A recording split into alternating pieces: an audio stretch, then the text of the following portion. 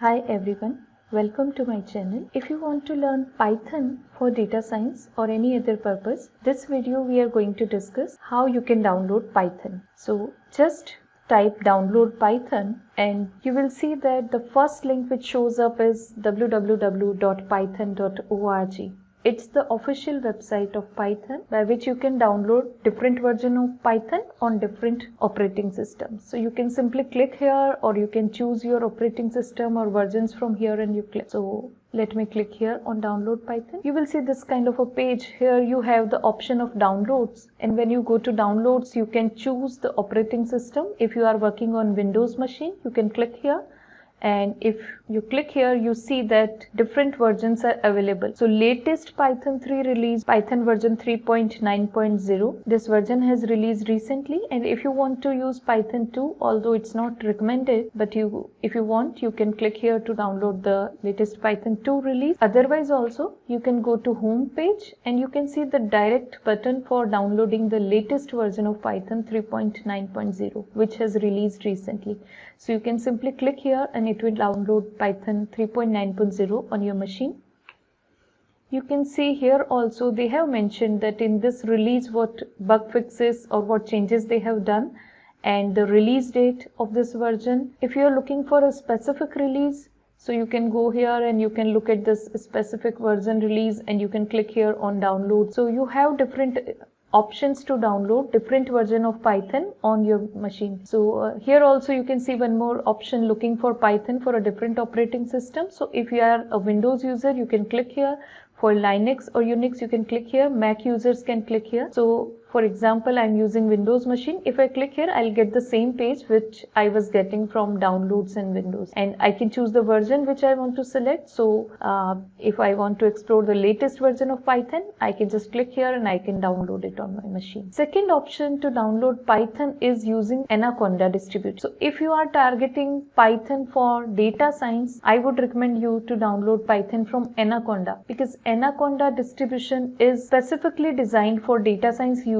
If you download Anaconda distribution, you will see basic packages of Python which are used for data science, and the integrated development environments IDEs will automatically get downloaded in your machine. So it's highly recommended. If you want to use Python for data science or machine learning, you just need to go through this page and see what all they offer and you can download it with Anaconda. So let me show you how to download from Anaconda. It's the URL anaconda.com and go to product. There are different products. First one is individual edition open source distribution, and if you click here it opens up this web page. So your data science toolkit, and you can see over 20 million users are using Anaconda. So you can click here on download and you can read more about the options that it is the open source IDE, and on Anaconda you have more than 7500 data science related package. One more added advantage of using Anaconda distribution is you can manage version, because Python is constantly developing. Every week we see some advancement, some new package coming up, something new is added to the existing package, or some old functions are deprecated. So many changes are coming up every week. So it becomes really challenging if you keep on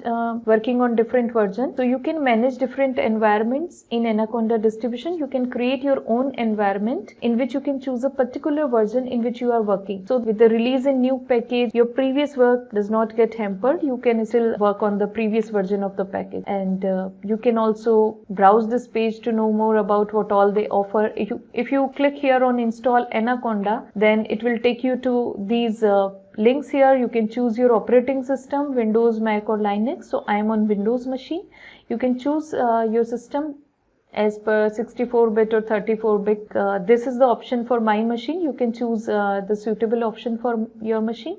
You can click here to download Anaconda distribution, or otherwise you can simply click here on this download button and you can download it for your machine. It might take few seconds. I already have this downloaded on my machine, so I'm not doing it again. So you download it and then I'll show you how to install it. So you can see here I have Python 3.9.0 which I have downloaded from python.org. I have also downloaded Anaconda distribution from anaconda.com and it's here. I'm showing you the installation process. I'm showing it to you from a different machine because I already have it installed on my current machine. I just want to show you how to install Anaconda because this is what we are going to use for the purpose of analytics or data science. So let me click here. When you click here, you see the option. It asks you, do you want to run this file? Just click on run.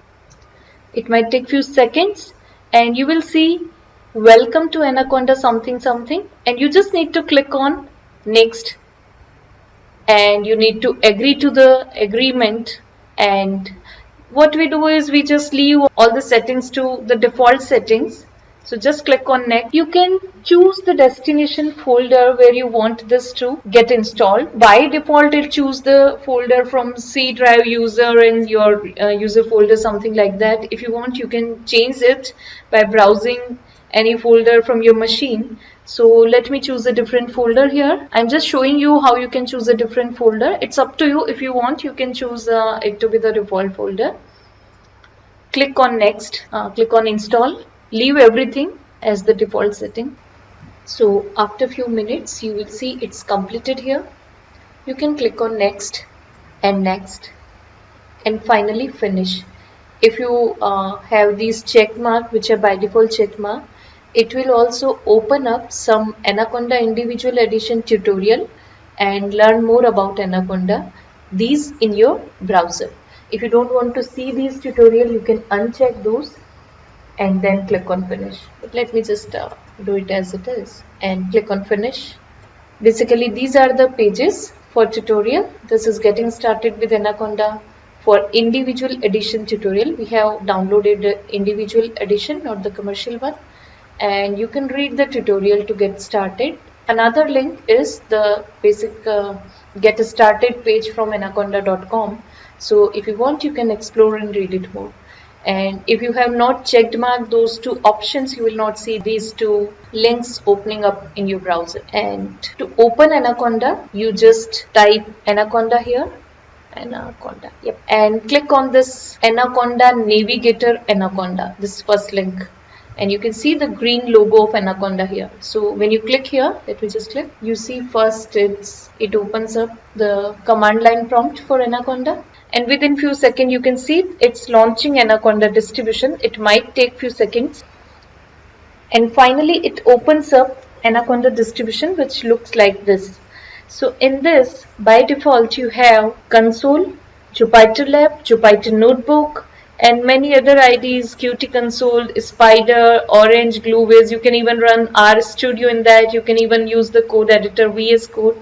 Now, if you are beginner in a Python, let me tell you that for running Python, you can either use the command prompt, so which is basically a console which like this. I have just clicked on this console here, console shortcut, and it has opened up the command prompt. It looks like this window with no interactive interface. You don't see the option for creating a file, saving the file, looking at the plots.